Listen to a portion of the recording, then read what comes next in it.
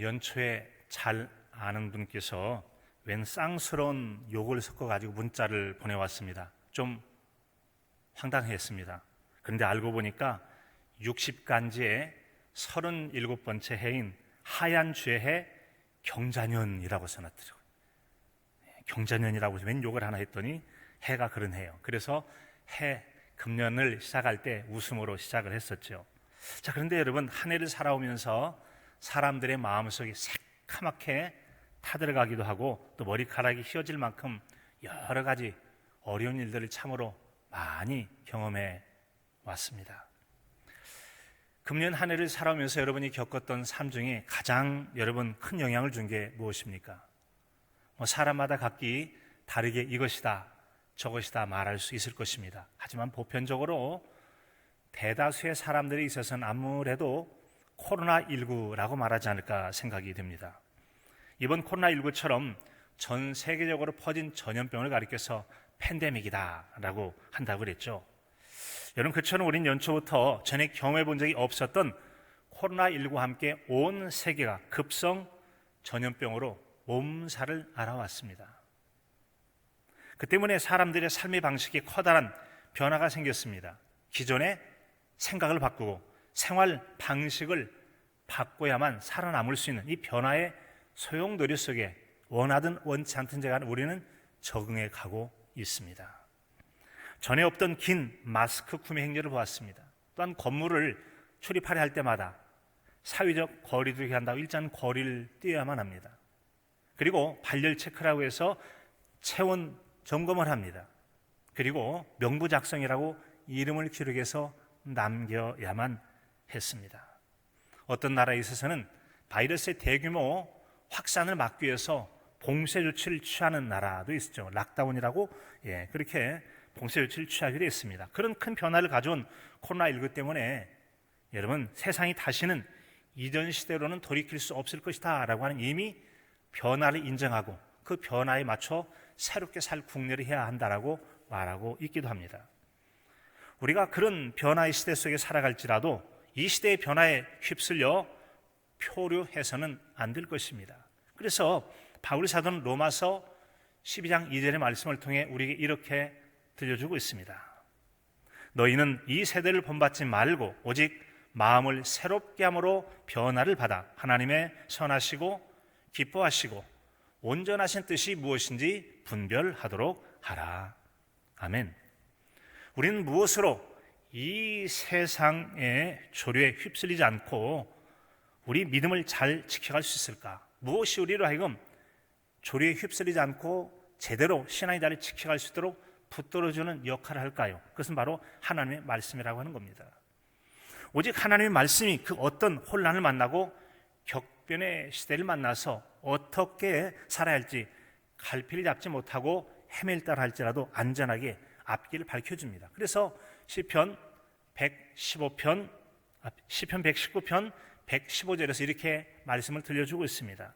주의 말씀은 내 발의 등이요 내 길의 빛이니이다. 아멘. 여러분, 그렇습니다. 하나님 말씀은 우리 발 앞에 등이 되어주고 또 나아가는 길에 빛이 되어주는 것이 말씀입니다. 이 말씀이 어떻게 가야 할지 방향을 붙잡아주고 인도를 해줍니다. 우리는 그 말씀을 붙들고 살려고 금년 한 해 동안 말씀으로 새로워지는 표를 가지고 한 해를 살아왔습니다. 그리고 그 아래에 자신과 교회를 말씀으로 깨끗하게 합시다 라고 하는 이 실천 목표, 첫 번째, 그것은 바로 우리가 말씀으로 자신을 정결케 하자라는 그런 실천 목표를 가지고 살아왔습니다. 두 번째는 자신과 교회를 영광스럽게 세워가자고 그랬죠.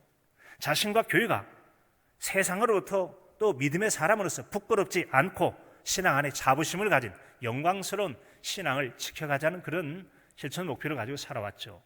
세 번째는 자신과 교회를 거룩하고 흠이 없게 하자고 했습니다. 세속의 방식으로 하는 것이 아니라 철저하게 거룩한 신앙적 말씀, 하나님 말씀으로 사는 구별되어서 흠이 되지 않도록 잘 살아가자고 한 것입니다. 이 같은 세 가지 실천 목표를 따라 우리는 한 해를 살아왔습니다.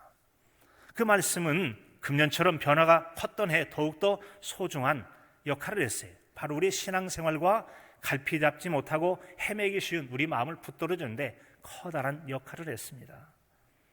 풍랑이 몰아칠 때 바다 가운데 떠 있는 이 배들을 안정적으로 고정시켜주는 것이 있습니다. 바로 쇠 갈고리가 달려있는 제구 닻이죠. 이 배가 닻을 바다에 내리게 되어진다면 아무리 산더미 같은 파도가 연이어서 온다 할지라도 이 배는 파도에 휩쓸려 가거나 요동치지 않고 제자리에 머물러 있을 수가 있습니다. 말씀이 우리 인생의 항해가 폭풍으로 만날 때 안정되게 붙들어주는 닻의 역할을 하게 됩니다. 말씀의 그 역할을 우리가 언제까지 누려야 되느냐? 우리 평생토록 언제라도 말씀 붙들고 살면 말씀이 내가 주께 범죄치 아니하여 주의 말씀을 내 마음에 두었습니다 라고 해서 청년의 때 정육의 문제든 세상을 살아갈 때 재물에 대한 탐욕의 문제든 명예심의 문제든 거짓에 미혹되는 것이든 어떤 상황 속에서라도 말씀의 닻을 내리고 있다면 그 말씀이 저와 여러분을 붙들어 줄 줄로 믿습니다. 오늘의 말씀은 갈라디아 교회에 준 것으로 말씀으로 새로워져야 할 우리 자신을 돌아보게 하는 말씀을 들려줍니다. 그 첫 번째 내용은 바로 굳건한 신앙으로 다른 것을 따르지 않아야 한다라고 말씀합니다. 굳건한 신앙으로 다른 것, 즉 다른 복음을 따라서는 안 된다는 거예요.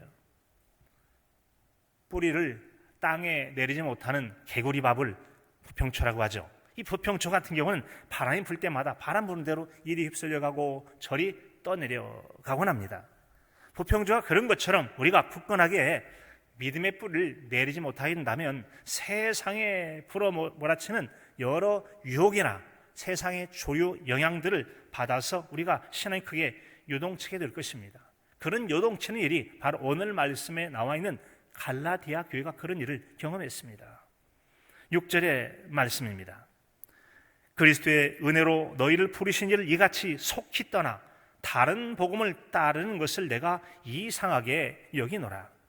여러분, 갈라디아 교회 성도들은 바울 사도를 통해서 믿음의 좋은 기초를 잘 닦았습니다.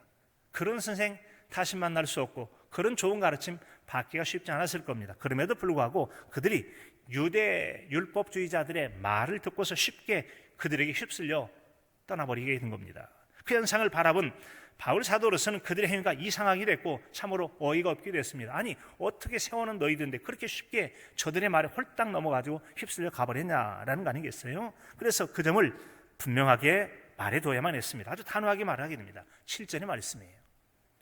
다른 복음은 없나니 다른 어떤 사람들이 너희를 교란하여 그리스도의 복음을 변하게 하려 함이라. 그는 다른 복음은 없다고 말씀합니다. 다만 듣는 사람의 마음이나 이 상황을 흔들어서 어지럽고 혼란하게 하는 것을 교란이라고 하는데, 그런 교란하게 하는 이해는 있을지 모르지만 그것은 결코 바른 복음이 될 수 없다고 말씀합니다. 그 교란을 통해서 갈라디아 교회 성도들이 가지고 있던 그리스도의 복음을 변하게 하려고 하는 속이는 자들, 유대 율법주의자들의 속임이 있었다는 거죠. 바울 사도 입장에서는 자신이 심써 양육한 성도들이 그런 일을 당하고 있어서 안타까운 마음이 있을 겁니다. 그래서 그 안타까움 말로 다 할 수가 없었어요. 유대 율법주의자들이 갈라디아 교회 성도들을 교란하게 했던 것은 바로 이방인들이 구원을 얻으려면 복음 믿어라. 근데 복음 이외에도 또 할례도 행해야 된다. 또 왜 다른 것들을 행해야만 너희가 구원을 받을 수 있다라고 했어요. 그들이 그리스도를 믿는 그리스도의 믿음에 대한 필요성을 부인하진 않았습니다만 그 외에 할례를 비롯한 여러 가지 것들을 덧붙임을 통해서 그래야만 구원받을 수 있다고 말한 거죠. 이것은 일종의 거짓 복음입니다. 바울 사도는 그 점에 대해서 이렇게 말씀하는데요. 갈라디아서 4장 9절과 10절, 11절에서 이렇게 들려주고 있습니다.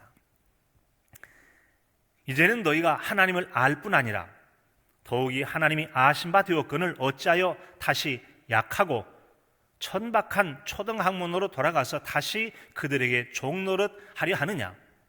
너희가 날과 달과 절기와 해를 삼가 지키니 내가 너희를 위하여 수고한 것이 헛될까 두려워하노라. 갈라디아 교회 성도들이 우리식으로 말하면 예수님 믿는 것뿐만 아니라 그래도 복을 받으려면 예수님 믿어야지. 근데 그거 외에 또 다른 게 필요해서 사주팔자도 믿어야 되고 태길도 믿어야 되고 손 없는 날 다 이거 하면은 더 좋잖아. 기왕 예수님 나 믿으니까 믿는 데다가 이것 좀 덧붙이면 좀 어때? 그것을 겸해서 믿어야 더 큰 복을 받을 수 있다라고 가르치는 거나 비슷한 것이 유대 율법주의자들의 여러 가지 행위를 덧붙인 것입니다. 그래서 우리는 말하면 무속과 관련들이 힘써 여러분 청산을 했던 그런 작업을 무효화시키는 것과 비슷해요. 바울 사도 같은 경우 율법이 아니라 믿음으로 말미암아 구원을 얻었다고 하는 이 믿음으로 말미암은 이 구원의 복음을 아니야 율법을 행해야 이런저런 걸 통해서 구원을 받을 수 있다라고 변질을 시키는 그런 일들을 목도했던 것이죠. 무속행위가 또 다른 복을 받는 길로 여기도록 유혹을 받게 하는 것 인정할 수 없을 것입니다. 바울 사도로서는 예수 그리스도의 십자가의 보험으로 구원받는다는 이외에 또 다른 것을 행해야만 구원을 받을 수 있다라고 말하는 것을 결코 용납할 수가 없었던 것이죠. 왜냐하면 그것은 성도들로 하여금 복음 외에 다른 길에도 복을 받거나 구원의 길이 있다라고 말하므로 그들을 바른 신앙이 벗어나 배교의 길, 복음을 저버리고 다른 길로 가는 악한 길이 될 수 있기 때문에 그런 것이죠. 바울 사도는 그런 것은 결코 방치할 수 없었기에 단호하게 다른 복음은 없다고 말한 것입니다. 우리의 구원을 위한 다른 복음의 길은 결코 있을 수가 없습니다. 우리는 그런 복음의 변질을 주의해야 할 것입니다. 그런데 성경에 보면 다른 복음은 없음에도 불구하고 늘 복음을 인정할 수 없는 다른 복음들이 출현했어요. 결코 복음을 인정할 수 없어. 그럼에도 불구하고 이것이 복음이다 라고 말하면서 그래야만 더 나은 신앙생활하고 더 복을 받을 수 있다라고 말하는 거짓들이 출현하게 됩니다. 창세기 2장 16절로 17절에 보면 그런 변질의 시작을 들려줍니다. 여호와 하나님이 그 사람에게 명하여 이르시되 동산 각종 나무의 열매는 내가 임의로 먹되 선악을 알게 하는 나무의 열매는 먹지 말라. 내가 먹는 날에는 반드시 죽으리라 하시니라. 하나님께서는 그걸 먹으면 반드시 죽는다라고 말씀하셨습니다. 그런데 이 창세기 3장 1절에 보면 뱀은 간교에서 여자에게 묻습니다. 하나님이 참으로 동산에 있는 모든 나무 열매를 먹지 말라고 하더냐라고 그랬더니 3장 2절에 가면 여자가 이렇게 대답하죠. 여자가 뱀에게 말하되 동산나무의 열매를 우리가 먹을 수 있으나 동산 중앙에 있는 나무의 열매는 하나님의 말씀에 너희는 먹지도 말고 만지지도 말라. 너희가 죽을까 하노라 하였느니라. 뱀이 여자에게 이르되 너희가 결코 죽지 아니하리라. 하나님께서는 반드시 죽는다 라고 말씀하셨어요. 그런데 하나님의 그 말씀을 듣고 여자가 변질시키죠. 반드시 죽는다가 아니라 죽을까 하노라. 혹시 죽을지도 몰라 라는 식으로 말씀을 변질시킨 겁니다. 그랬더니 또 거짓말을 속이는 뱀은 말하기를 여러분 이제 절대로 죽지 않는다라고 이제 완전히 죄를 짓고 죽도록 하는 거예요. 아주 여자와 이 뱀이 죽이 잘 맞아 떨어지는 거예요. 결과적으로 그 분위기를 타서 뱀이 여자의 마음을 빼앗는 결정적인 말 한마디를 던지게 됩니다. 그런 상황에서 여자가 뿌리 깊은 나무처럼 믿음의 굳건에 서 있던 신앙인이었다면 뱀이 속인 말을 분별해냈을 것입니다. 말씀의 기초에 믿음의 굳건에 선 성도는 신앙을 무너뜨리는 어떠한 유혹이나 시험이나 거짓 가르침에도 흔들리지 않습니다. 그런 거짓 복음에 속거나 따르지 않습니다. 그런데 여자는 그렇지 못했어요. 뱀이 이렇게 속이는 말을 던집니다. 창세기 3장 5절의 말씀이에요. 너희가 그것을 먹는 날에는 너희 눈이 밝아져서 하나님과 같이 되어서 선악을 알 줄 하나님이 아심이라. 야, 너희 눈이 밝아가지고 하나님처럼 돼. 네가 높아질 수 있어. 뱀이 속인 것입니다. 천사 가브리엘이 처녀 마리아에게 소식을 전할 때 나이 많은 엘리사벳이 임신을 했다는 말로서 마리아를 설득해서 그 말을 믿고 따르게 합니다. 그런데 천사 가브리엘은 마리아에게 복된 하나님의 말씀을 성취하도록 좋은 방향으로 설득을 했습니다. 하지만 뱀은 그와 반대였습니다. 여자를 속여서 죄를 짓도록 하는데 성공을 했습니다. 바로 인류의 원죄는 그렇게 시작이 되게 됩니다. 미혹하는 말 3장 6절의 말씀은 이렇습니다. 여자가 그 나무를 본즉 먹음직도 하고 보암직도 하고 지혜롭게 할 만큼 탐스럽기도 한 나무인지라. 여자가 그 열매를 따먹고 자기와 함께 있는 남편에게도 주매 그도 먹은지라.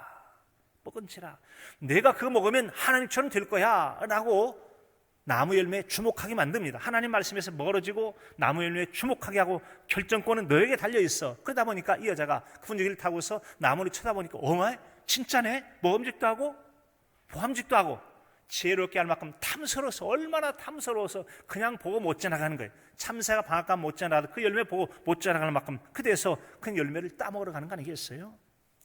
인류의 맨 처음 죄가 그렇게 시작이 되었습니다. 하나님 말씀을 변제시키는 사람으로부터 말씀에 대한 불순종이 시작이 되었습니다. 하나님께 대한 사람들의 죄는 항상 그렇게 시작이 되었습니다. 구약시대 거짓 선지자들이 그랬고 신약시대에 나타난 여러 이단들이 늘 그래왔습니다. 오늘의 말씀에 나오는 유대 율법주의자들이 또한 그랬습니다. 인간의 탐욕이나 속이는 자의 거짓말에 미혹되어서 복음을 변제시키고 복음에 불순종을 하게 합니다. 갈라디아 교회 성도들이 속아 넘어갔습니다. 유대 율법주의자들에게 속아 넘어간 것이죠. 이 시대를 살아가는 우리도 그렇지 않은지 자신과 우리 주변을 돌아보아야 할 것입니다. 오직 바른 복음이라는 말씀을 통해서만 우리가 새로워질 수 있고 또한 교회와 세상이 새로워질 수 있고 약속의 복음 안에 살아갈 수가 있기 때문입니다.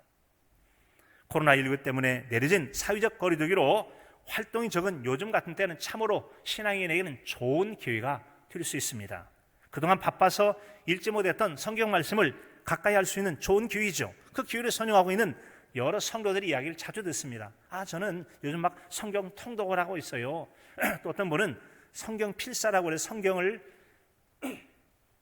노트에 적는 성도님들의 이야기를 참 많이 듣고 있습니다. 또 이런 때이지만 저도 예수님 만들기 신앙훈련 같이 줌을 통해서 여전히 성경 공부를 계속해 가고 있기도 합니다.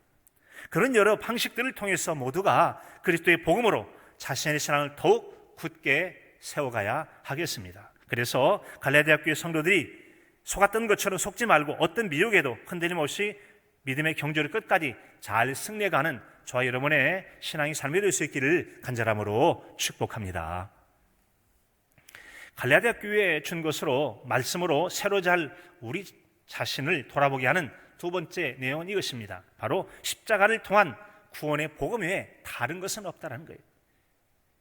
십자가를 통한 구원의 복음 외에 다른 것은 우리에게 있지 않다. 하나님의 뜻을 따라서 이 세상에 보내심을 받고 오신 예수님은 우리의 죄를 대속해 주셨습니다. 자신이 친히 유월절 어린 양이 되셔서 자신의 몸을 십자가에 내어주셨습니다.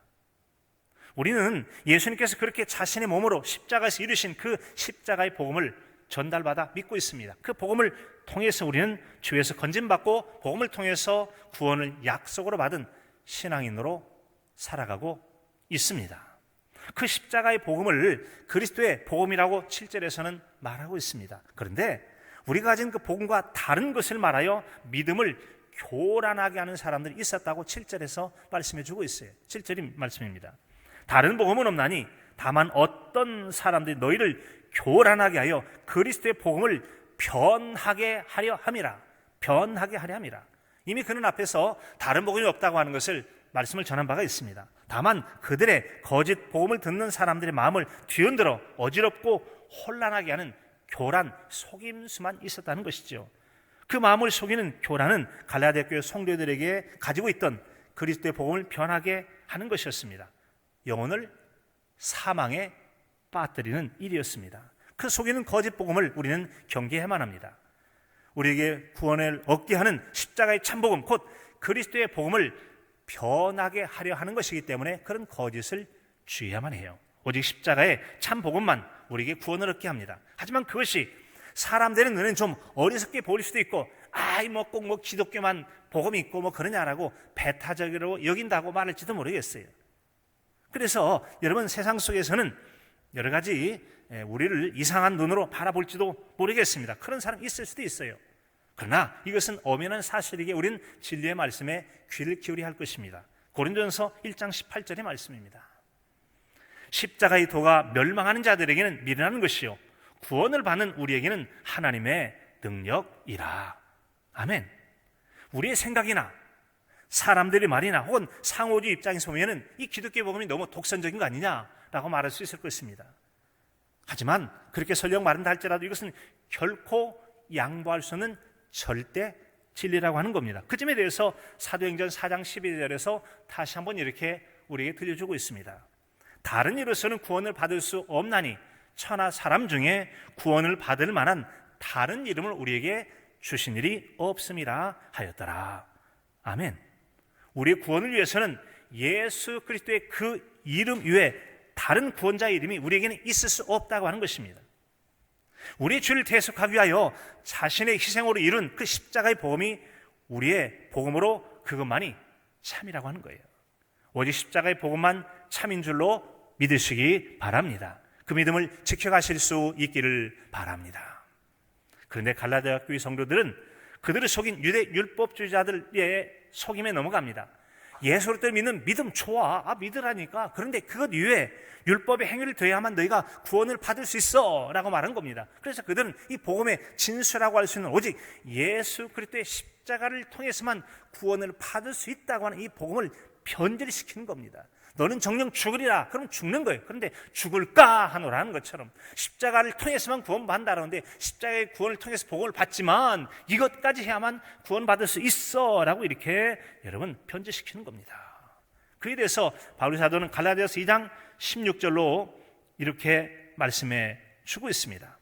사람이 의롭게 되는 것은 율법의 행위로 말미암음이 아니요 오직 예수 그리스도를 믿음으로 말미암는 줄을 알므로 우리도 그리스도 예수를 믿나니 이는 우리가 율법의 행위로서가 아니고 그리스도를 믿음으로써 의롭다함을 얻으려 함이라.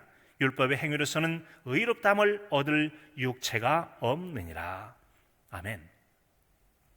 세상에는 다다익선이란 말이 있습니다. 많을수록 좋다는 말이죠. 그런데 여러분, 이 많을수록 좋다라는 것은 좋은 것이야 많을수록 좋은 것이, 나쁜 것이 많은 것은 안 좋죠.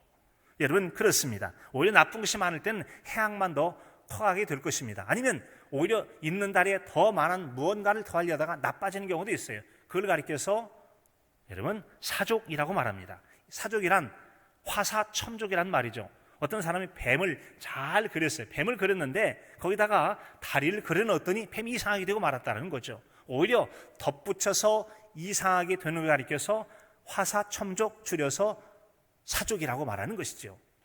여러분, 그렇습니다.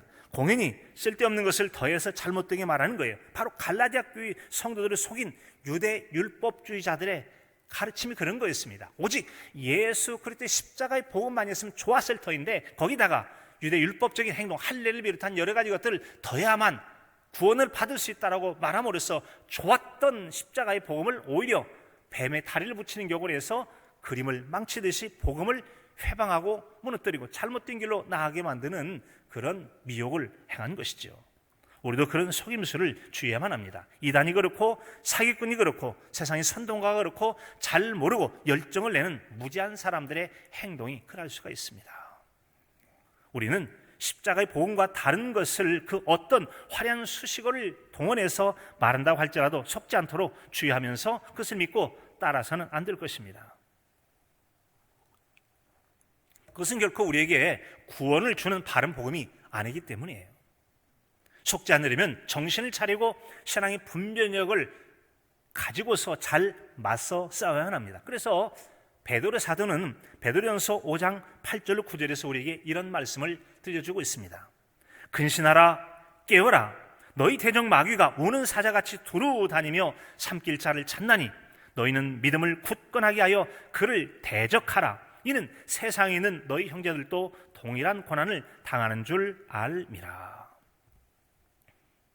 대적 마귀가 성도의 영혼조차 삼키려고 호시탐탐 기회를 엿보이기 때, 이런 때 바로 우리가 더욱 신앙을 굳게 하고 바로 서 있어야 하는 것이죠. 우리에게 구원을 주는 것은 그리스도의 십자가의 복음밖에 없습니다. 우린 자기 안에 십자가를 통한 구원의 복음이 있는지 없는지 다시 한번 점검함이 좋을 것입니다.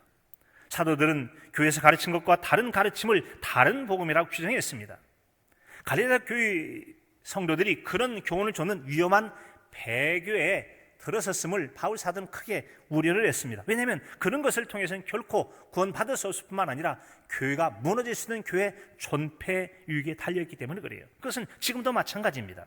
신천지를 비롯한 온갖 이단들이 많은 때 십자가 복음 외에 다른 것이 없다는 확고한 신앙에 굳게 서서 그 복음을 따라서 살아야만 할 것입니다. 그 믿음 여러분 다시 한번 새롭게 하실 수 있기를 바랍니다. 시편 119편 106절을 말씀합니다. 주의 의로운 규례들을 지키고 맹세하고 주께 정하였나이다. 시인은 이 신앙 고백을 통해 자기 믿음을 고백했는데 우리 또한 시인의 신앙 고백같이 그와 함께 공유를 하면서 구원의 유일한 진리인 십자가의 복음을 등불 삼고 또한 빛을 삼아서 믿음으로 승리해가는 저와 여러분의 삶이 될 수 있기를 간절함으로 축복합니다. 여러분 갈라디아 교회에 준 것으로 믿음으로 새로 잘 우리 자신을 돌아보게 하는 세 번째 내용은 바로 거짓 복음을 전한다면 천사라도 저주를 받게 될 거라는 겁니다. 천사라도 저주를 받게 된다.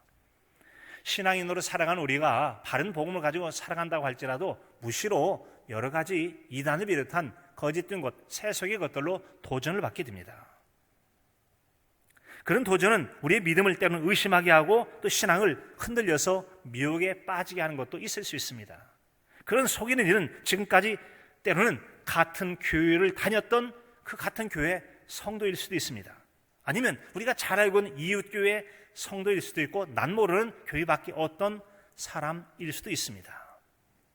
여러분 이전에는 이단들이 주로 교회 밖에서만 활동을 해왔습니다. 하지만 신천지 같은 경우는 전혀 다른 종류의 이단입니다. 추수꾼이라는 신천지 교회를 잘 훈련시켜서 각 교회에 침투를 시키게 되죠. 꼭 간첩을 보내는 것처럼 그렇게 보내게 됩니다. 그래서 각 교회에 가서 성도들에게 거짓 복음을 가르칩니다.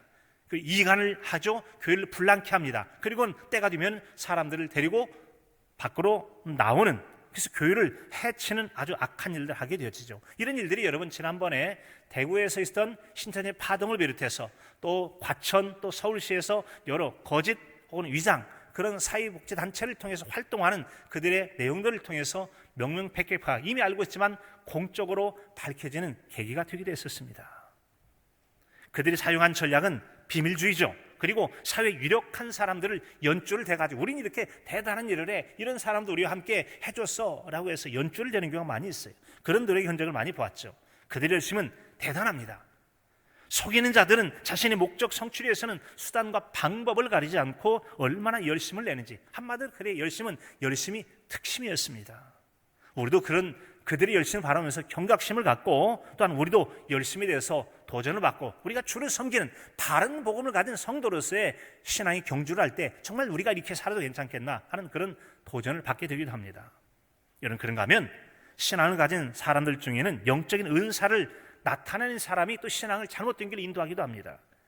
하나님께서 은사를 주신 것은 교회를 유익하게 하려함이라 라고 말씀하셨어요. 그런데 어떤 경우는 하나님 주신 교회를 유익하게 하는 은사로서 성도들의 신앙을 미혹하기도 합니다. 하나님이 아닌 자신을 주목하게 해요. 그러다가 시간이 지나면서 십자가의 복음을 향하던 성도들의 마음을 변질시켜서 자기 은사를 주목하게 하는 방식으로 신앙을 변질시키기도 해요. 그래서 여러분 오늘 말씀 8절 9절에서 이렇게 들려주고 있어요. 그러나 우리나 혹은 하늘로부터 온 천사라도 우리가 너에게 전한 복음 외에 다른 복음을 전하면 저주를 받을지어다. 우리가 전에 말하였거니와 내가 지금 다시 말하노니 만일 누구든지 너희가 받은 것 이외에 다른 복음을 전하면 저주를 받을지어다. 여러분 이 성경에서는 저주하지 말라고 했잖아요. 그런데도 불구하고 오늘 말씀은 두 번에 걸쳐서 저주를 받을지어다, 저주를 받을지어다라고 말합니다. 왜 그러죠? 그들이 바로 복음을 무너뜨린 자이기 때문에 그렇습니다. 복음을 무너뜨린 자이기 때문에. 이 거짓말, 그러니까 바울 사도는 힘써 가르친 복음의 말씀을 이 말로써 무너뜨리는 거짓 증언자, 거짓 가르친 자들이 있어서 문제가 되는 거 아니겠습니까? 하여튼 여러분 그렇게 행하는 자들은 누가 됐든지 간에 십자가의 복음 외에 다른 것을 전하는 자들은 저주를 받아 마땅하다고 했습니다. 우리도 어떤 이유로든 십자가의 바른 복음을 변질시키지 않도록 주의해야 할 것입니다. 아까 말씀드린 것처럼 이단들이 그럴 수도 있어요. 은사자들이 자신을 집중시키고 자기를 따르게 하려고 그렇게 할 수도 있어요. 그런가 하면 세속의 가치를 가지고 교회에 들어와서 엄연히 다른 복음을 세상같이, 세상이 다 그렇다, 민주주의가 그렇다, 그런 식으로 해서 민주주의를 복음을 대신하는 걸로 바꾸려 하는, 이것도 변질시키는 아주 나쁜 것이 될 수 있다는 거죠. 그런 십자가의 복음이 되지 않아요. 구원의 복음이 될 수 없다는 겁니다. 바울 사도를 통해 전한 복음의 다른 것을 전한다면, 우리가 성경 말씀을 통해 전해진 바른 복음을 전해서 건강한 정통 교회를 통해서 교회에서 가르친 것 이외에 다른 것을 전한다면 우리는 두려워하고 그것을 멀리할 것입니다. 그런 자들을 통해서 듣게 된다면 그 또한 자신도 천국에 이르지 못하고 또 말씀을 따라가는 자도 사망에 빠뜨리는 해악이 되니까 그들에게 저주가 있을지라고 바울 사도가 선언한 것입니다. 성경 로마서 12장 14절에 보면은 우리는 저주 대신에 이런 신앙 자세를 가져야 될 것을 말씀합니다. 너희를 박해하는 자를 축복하라, 축복하고 저주하지 말라고 했어요. 비록 인간적으로 핍박하는 자를 위해서는 우리가 저주 대신에 축복할 수가 있습니다. 하지만 여러분, 이 외적인 핍박이나 역경 같은 경우는 우리는 환난이 인내는 연다는 소망을 이루도록, 또 어떤 핍박이나 어려움들은 우리 자신을 돌아보고 우리의 신앙의 순수성을 유지하고 신앙 성숙을 위해 도움이 될 수 있습니다. 하지만 거짓 복음은 입장이 다릅니다. 그들은 결코 축복할 수 없고 그들은 저주가 있을지라고 말하는 것이 합당하다고 하는 겁니다. 거짓 복음은 영혼을 상하게 하고 교회를 분열시키고 교회를 무너뜨리는 해악된 일이기 때문에 그런 것이지요. 예수 그리스도의 피와 믿음으로 말미암아 성령으로 새롭게 하는 방법이 아닌 통일교식 피가름이 됐든지 간에 성적인 방법을 통해 밀교행하는 신비한 방법 그 어떤 것도 되지 않을 것입니다. 신천지와 같이 그를 믿고 또 그의 행위의 가르침을 따라 행하긴다고 유대율법주의자처럼 어떻게 해야 구원을 얻겠다, 전도 몇 명이나 구원을 받고 11조를 해야 구원을 받고, 이런 식의 가르침들이 다 거짓 복음이에요. 거짓 복음이 되어지는 거죠. 절대로 그런 것을 있어서는 안 돼요. 우리는 그와 같은 거짓 복음이 됐든 거짓 은사를 통해 속이는 자가 됐든지 간에 그런 일을 만나거든. 요셉이 자기를 유혹하는 보디발의 아내가 붙잡으려 할 때 옷을 벗어놓고 도망친 것처럼 거짓된 것은 단호하게 멀리하고 멀리해야만 우리가 살아갈 수가 있을 것입니다. 그와 함께 한다면 그와 함께 큰 어려움을 당할 수도 있어요. 왜냐하면 성경에 보면 복음에 대해서 가감하는 자들에서는 엄연한 하나님의 벌이나 심지어는 생명책에서 재버릴 수도 있음을 우리에게 요한계시록 22장 18절로 19절에서 이렇게 들려주기 때문에 그렇습니다. 내가 이 두루마리의 예언의 말씀을 듣는 모든 사람에게 증언하노니 만일 누구든지 이것들 이외에 더하면 하나님이 이 두루마리에 기록된 재앙들을 그에게 더할 것이요, 더한다면 재앙을 더할 것이고, 만일 누구든지 이 두루마리의 예언의 말씀에서 제하여버리면 하나님이 이 두루마리에 기록된 생명나무와 및 거룩한 성의 참냠을 제하여 버리시리라. 여러분, 미혹된 말씀을 삼가 주의하실 수 있기를 바랍니다. 우리가 살아가는 세상은 참으로 빠르게 변합니다. 찬송가 490장 주여 지난밤 내 꿈에라는 찬송을 보면 3절에 세상 풍조는 나날이 변하여도 나는 내 믿음 지키리니 인생 살다가 죽음이 금 같으나 오직 내 꿈은 잠들리라. 아멘. 여러분, 오직 십자가의 복음을 갖는, 그리고 그 믿음의 길을 가는 것만이 참된 복을 이루게 될 줄로 믿습니다. 여러분, 그래서 우리는 이 말씀을 중요하게만 돼요. 이같이 말씀을 중요히 여기는 것은 또한 하나님을 기쁘시게 하고 또한 예수님께 사랑받는 비결이라는 것을 여러분 성경에 들려주고 있어요. 신명기 28장 1절에 보게 되면 하나님 말씀을 삼가 듣고 지킨다면, 그리고 명령을 따라 행한다면 여러분, 우리가 하나님께서 너로 세상 모든 민족에 뛰어나게 할 것이라는 놀라운 약속의 말씀을 주십니다. 또한 요한복음 14장 21절에는 나의 계명을 지키는 자라야 나를 사랑하는 자니 나를 사랑하는 자는 내 아버지께 사랑을 받을 것이고 나도 그를 사랑하여 그에게 나를 나타낼 것이다, 친밀하게 해줄 것을 약속해 주셨습니다. 요한계시록 1장 3절은 이 예언의 말씀을 읽는 자와 듣는 자와 그 가운데 기록한 것을 지키는 자가 복이 나니 때가 가까움이라고 말씀하고 있습니다. 변치 않는 복음의 영원함을 우리는 믿고 굳게 지켜야만 할 것입니다. 바른 복음을 끝까지 지켜가야 된다는 거죠. 시편 119편 89절에 말씀합니다. 여호와의 주의 말씀은 영원히 하늘 위에 굳게 섰사오니, 하나님 말씀은 영영합니다. 이 영영한 말씀을 쉽게 변할 것들로 빼앗겨서는 안 돼요. 이사야 40장 8절에도 말씀하죠. 푸른 마르고 꽃은 시드나 우리 하나님 말씀은 영원히 서리라 하라. 하나님 말씀은 영원히 있게 될 줄로 믿습니다. 하나님 말씀은 없어지지 아니할 것이며 이것은 우리에게 영원한 약속의 기업이 될 것입니다. 금년에 우리는 말씀으로 새로워지는 교회라는 표를 가지고 한 해 동안 살아왔습니다. 우리는 복과 저주의 갈림길에 서 있습니다. 말씀을 바로 따라간다면 그 말씀을 따라 세워질 뿐만 아니라 하나님과 친밀하고 또한 하나님께 복을 받을 것입니다. 하지만 이 말씀을 변제시키거나 거기에 속아넘어간다면 복이 아닌 저주가 될 수도 있다는 것이죠. 우리는 한 해를 살아오면서 하나님의 말씀으로 새로워진 복 있는 자의 길을 끝까지 잘 걸어 믿음의 승자가 되어서 복음을 이루고 하나님께 영광을 이루고 약속의 복의 주인공이 되어 사는 복된 저 여러분의 신앙의 삶이 될 수 있기를 간절함으로 축복합니다. 하나님